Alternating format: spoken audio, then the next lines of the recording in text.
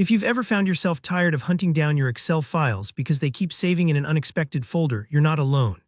In today's tutorial, I'm going to show you exactly how to change your default save location in Excel, so your work always lands where you want it to, making your workflow just a little bit smoother.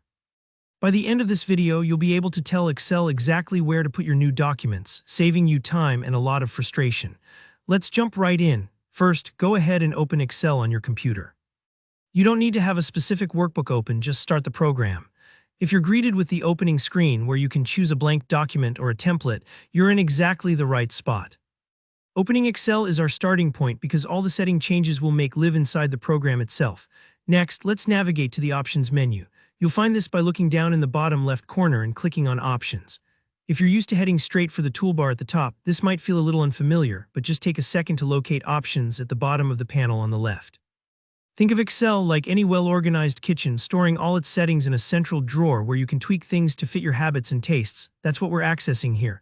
Once you've clicked on Options, a new window appears. On the left side of this window, you'll see different categories. Look for the tab labeled Save. Click on Save, and you'll be shown all the settings related to how Excel handles your files. We're interested in a field called Default Local File Location. This is where Excel has been secretly deciding where to save your new files, which by default is usually something like your Documents folder or a general location that might not be your favorite. Now carefully highlight the existing path in the Default Local File Location box. You can either delete what's there or simply type over it with the new folder path where you want Excel files to be saved from now on. For example, if you have a folder called Work Projects on your desktop, type its full path, something like C/users/your name/desktop/work projects. Excel will use this path every time you go to save a new workbook. This step matters because from now on, you won't have to navigate away from the default folder every single time to put your files where you want them.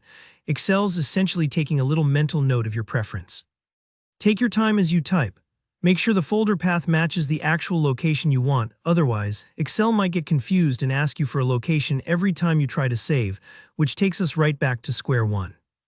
If you're not sure about the folder path, you can open up File Explorer, navigate to the folder you want, and copy the folder path from the address bar, then just paste it into Excel. That's a reliable way to make sure there are no typos. Once you've entered your chosen location, look back down to the bottom right corner of the Options window and click OK to confirm the changes. Excel now saves your preference, and you'll see this kick in the next time you go to save something new. If you ever want to switch locations again, or if your workflow changes, you can always come back and update this setting anytime. And that covers it.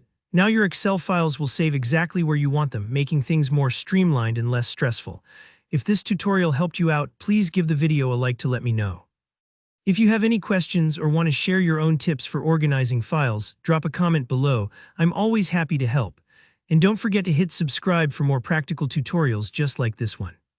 Thanks for watching, and I'll see you in the next video.